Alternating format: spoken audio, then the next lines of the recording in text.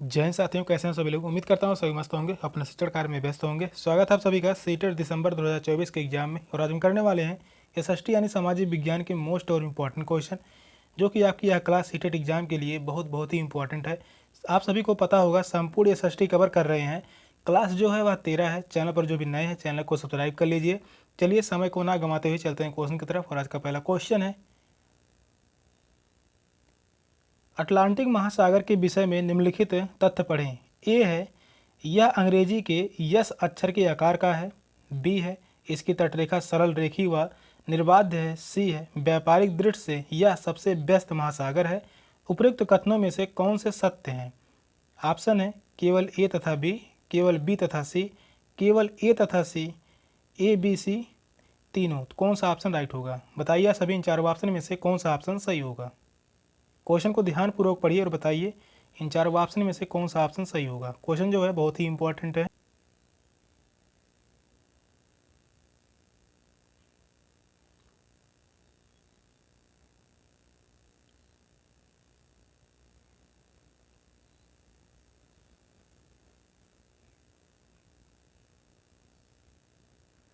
Question कह रहा है, अटलांटिक महासागर के विषय में निम्नलिखित तथ्य पढ़ें।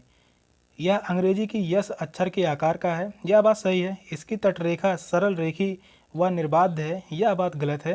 व्यापारिक दृष्टि से यह सबसे व्यस्त महासागर है, यह भी सही होगा। तो इस क्वेश्चन का राइट आंसर होगा ऑप्शन सी, ए तथा सी सही है। तो इस क्वेश्चन का राइट आंसर होगा ऑप्शन सी। थर्ड ऑप्शन जो है वह राइट है। चलिए अटलांटिक महासागर का मैप दिखाते हैं। तो यहाँ है अटलांटिक महासागर। यह है अटलांटिक महासागर, और यह जो है यस आकार का है, अंग्रेजी के यस के आकार का जैसा है। और इसकी तटरेखा जो सरल रेखी व निर्बाध है, तो यह बात जो है गलत है। इसकी तटरेखा जो है यह दंत्रित है। इसकी तटरेखा कैसी है? तो यह है दंत्रित है, तो इसलिए बी जो था वह गलत था।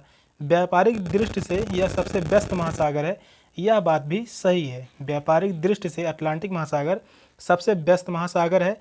अटलांटिक महासागर जो है वह प्रशांत महासागर के बाद दूसरा सबसे बड़ा महासागर है। प्रशांत महासागर के बाद अटलांटिक जो महासागर है वह है दूसरा सबसे बड़ा महासागर है। दूसरा सबसे बड़ा महासागर है। चलिए यहाँ पर लिख दे रहे हैं, क्वेश्चन पे फिर से आ जा रहे हैं। तो अटलांटिक महासागर जो है यह प्रशांत महासागर के बाद दूसरा सबसे बड़ा महासागर है।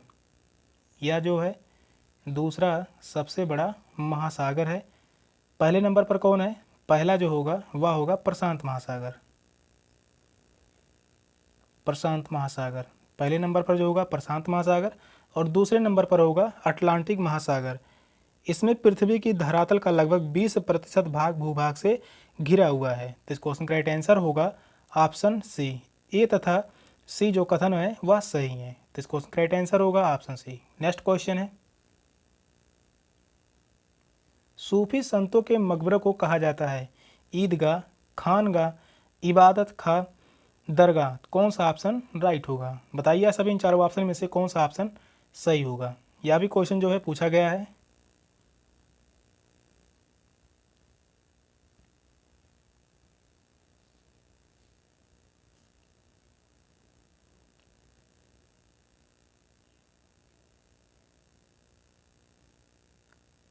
सूफी संतों के मकबरों को कहा जाता है दरगाह। तो इस क्वेश्चन का राइट आंसर होगा ऑप्शन डी, दरगाह कहा जाता है।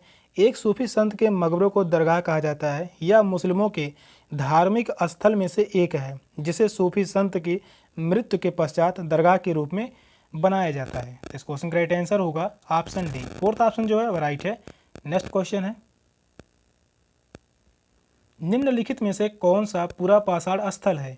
इनाम गांव, हल्लर, भीमबेटका, बुर्ज होम। कौन सा ऑप्शन राइट होगा? बताइए सभी इन चारों ऑप्शन में से कौन सा ऑप्शन सही होगा। कौन सा पूरा पाषाण स्थल है?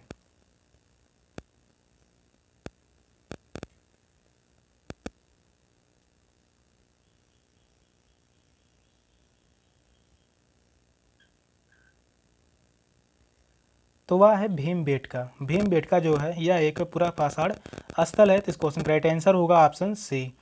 भीमबेटका पूरा पाषाण स्थल है जो भारतीय उपमहाद्वीप में मानव जात की प्राचीन सभ्यता को दर्शाता है और यह जो है मध्य प्रदेश के रायसेन जिले में स्थित है। कहाँ पर स्थित है? तो यह स्थित है मध्य प्रदेश के यानी एमपी के रायसेन जिले में स्थित है। कौन से जिले में? तो रायसेन जिले में स्थित है। भीमबेटका जो है वह मध्य प्रदेश के रायसेन जिले में स्थित है। भीमबेटका को 2003 में विश्व विरासत स्थलों में शामिल किया गया। भीमबेटका को 2003 में विश्व विरासत स्थलों में शामिल किया गया। तो इस क्वेश्चन का राइट आंसर होगा ऑप्शन सी। थर्ड ऑप्शन जो है वह राइट है। नेक्स्ट क्वेश्चन है, मौर्य शासक अशोक द्वारा लड़ी गई लड़ाई का स्थल कलिंग वर्तमान में कहाँ है? कर्नाटक में, उड़ीसा में, केरल में, आंध्र प्रदेश में। कौन सा ऑप्शन राइट होगा? बताइए सभी इन चारों ऑप्शन में से कौन सा ऑप्शन सही होगा।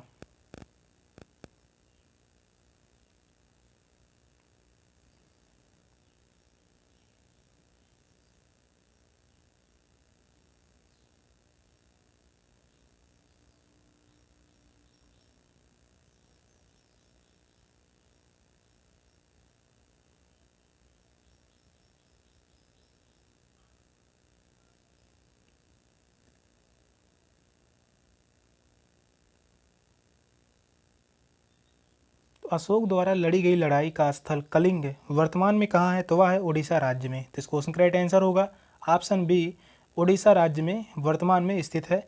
सम्राट अशोक के कलिंग युद्ध का वर्तमान स्थल जो है वह उड़ीसा में है। इसे विश्व इतिहास में सबसे अधिक रक्त रंजित वाला युद्ध के नाम से जाना जाता है। कलिंग युद्ध को विश्व इतिहास में सबसे रक्त रंजित, कैसा युद्ध? रक्त रंजित वाला युद्ध के नाम से जाना जाता है। यह युद्ध जो है सम्राट अशोक व राजा अनंत पद्मानक के बीच कलिंग राज्य में हुआ था। तो इस क्वेश्चन का राइट आंसर होगा ऑप्शन बी, उड़ीसा राज्य में स्थित है। नेक्स्ट क्वेश्चन है, मानचित्र को समझने की सर्वव्यापी भाषा को समझा जा सकता है रूढ़ि चिन्हों द्वारा, रेखा चिन्हों के द्वारा, वर्णमाला अक्षरों के द्वारा, विषम संबंधी मानचित्रों के द्वारा। कौन सा ऑप्शन राइट होगा? बताइए सभी इन चारों ऑप्शन में से कौन सा ऑप्शन सही होगा।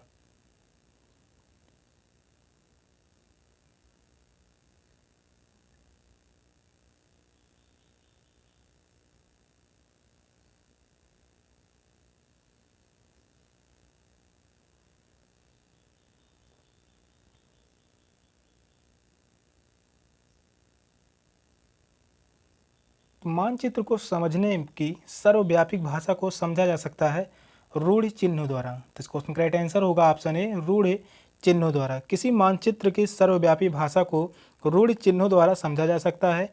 इनमें 3 प्रकार के संकेत हैं। इनमें जो हैं कितने प्रकार के? तो वह हैं 3 प्रकार के संकेत हैं। पहला जो होगा वह होगा बिंदु, पहला जो होगा वह होगा बिंदु होगा। दूसरा होगा रेखा, पहला जो होगा बिंदु होगा, दूसरा होगा रेखा व तीसरा होगा क्षेत्र। तीसरा कौन होगा? तो वह होगा क्षेत्र। इसमें 3 प्रकार के संकेत हैं, बिंदु, रेखा व क्षेत्र शामिल हैं। तो इस क्वेश्चन का राइट आंसर होगा ऑप्शन ए। फर्स्ट ऑप्शन जो है राइट है। नेक्स्ट क्वेश्चन है, निम्न में से कौन सा विविधता को बढ़ावा देता है? अपनी मातृभाषा में बोलना, अपने त्योहारों को मनाना, अपने गांव जाना, रेलगाड़ी में यात्रा करना। तो कौन सा ऑप्शन राइट होगा? बताइए सभी इन चारों ऑप्शन में से कौन सा ऑप्शन सही होगा।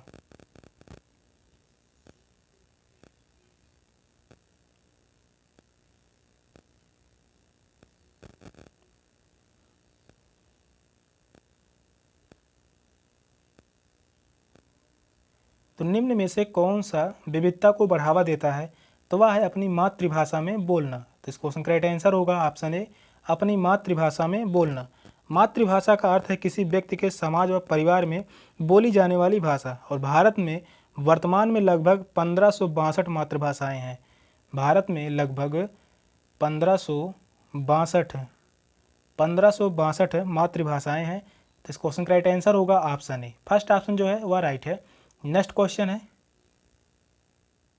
भूमि की एक सकरी पट्टी जो बड़े भूखंडों को जोड़ती है उसे जाना जाता है भूसंधि के नाम से, खाड़ी के नाम से, द्वीप के नाम से, जल संधि के नाम से। कौन सा ऑप्शन राइट होगा? बताइए सभी इन चारों ऑप्शन में से कौन सा ऑप्शन सही होगा।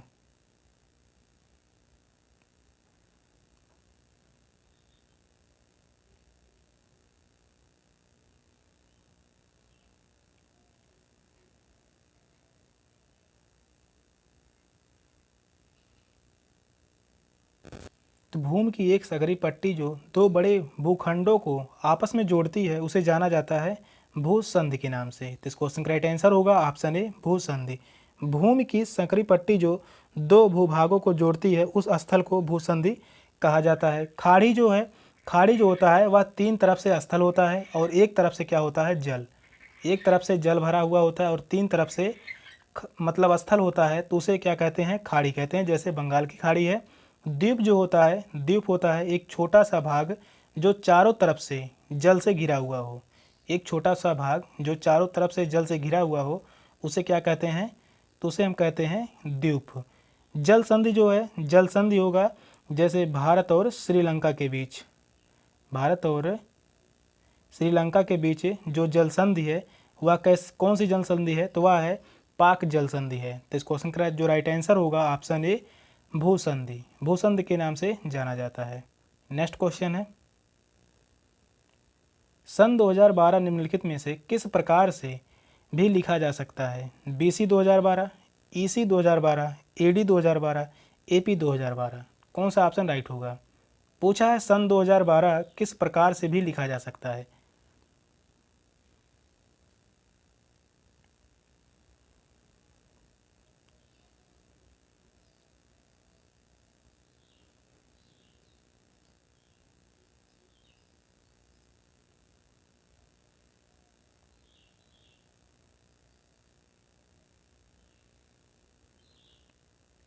सन 2012 को और किस प्रकार से लिखा जा सकता है, तो वह AD 2012, AD 2012 के रूप में लिखा जा सकता है।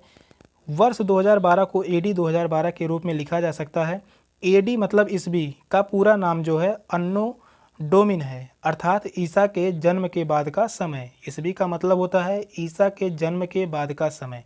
तो इसे लिखा जा सकता है AD 2012। तो इस क्वेश्चन का राइट आंसर होगा ऑप्शन सी। थर्ड ऑप्शन जो है वह राइट है। नेक्स्ट क्वेश्चन है, जैवमंडल के विषय में सबसे उपयुक्त कथन है मनुष्य का तात्कालिक प्रवेश, पौधों और पशु जगत, भूमि जल वायु पौधों और पशु, पर्यावरण के विभिन्न परिमंडल। कौन सा ऑप्शन राइट होगा? तो बताइए सभी इन चारों ऑप्शन में से कौन सा ऑप्शन सही होगा।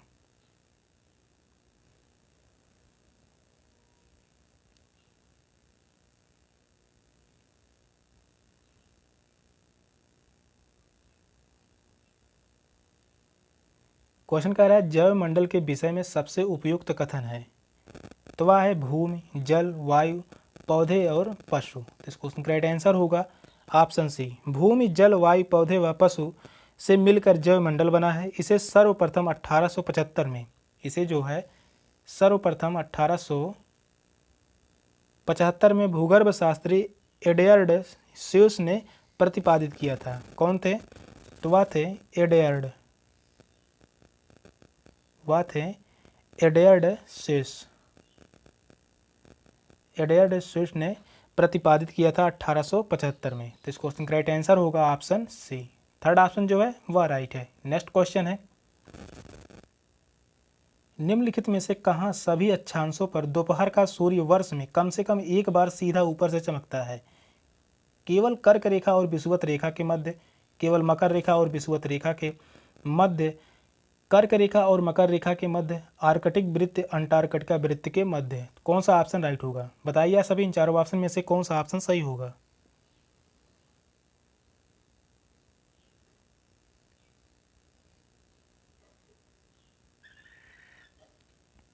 क्वेश्चन कह रहा है कहाँ सभी अक्षांशों पर दोपहर का सूर्य वर्ष में कम से कम एक बार सीधा ऊपर से चमकता है, तो वह होगा कर्क रेखा और मकर रेखा के मध्य। तो इस क्वेश्चन का राइट आंसर होगा ऑप्शन सी। कर्क रेखा और मकर रेखा के मध्य जो है सूर्य कम से कम एक बार सीधा ऊपर से चमकता है। यह होगा पृथ्वी, यह हो गई, और यह हो गया 0 अंश अक्षांश यानी विषुवत रेखा, और इसे हम कह सकते हैं भूमध्य रेखा। 23.5 अंश उत्तर में, 23.5 अंश उत्तर में क्या होगा, कर्क रेखा, कर्क रेखा, और 23.5 अंश दक्षिण में यहाँ पर होगा 23.5 अंश,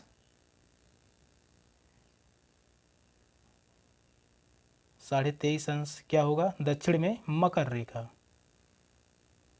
तो यहाँ होगा मकर रेखा। 23.5 अंश उत्तर में यानी नॉर्थ में कर्क रेखा, 23.5 अंश दक्षिण यानी साउथ में मकर रेखा। और सूर्य जो है यहाँ पर एक बार वर्ष में एक बार सीधा चमकता है। सूर्य जो है यह कर्क रेखा और मकर रेखा के मध्य जो है वर्ष में कम से कम एक बार सीधा चमकता है। तो इस क्वेश्चन का जो राइट आंसर होगा ऑप्शन सी, कर्क रेखा और मकर रेखा के मध्य। सेशन का लास्ट क्वेश्चन था। क्वेश्चन कैसे लगे कमेंट में जरूर बताइएगा। चैनल पर नए हैं तो चैनल को सब्सक्राइब कर लीजिए। मिलते हैं फिर अगली क्लास में, तब तक के लिए बाय बाय, टेक केयर, जय हिंद।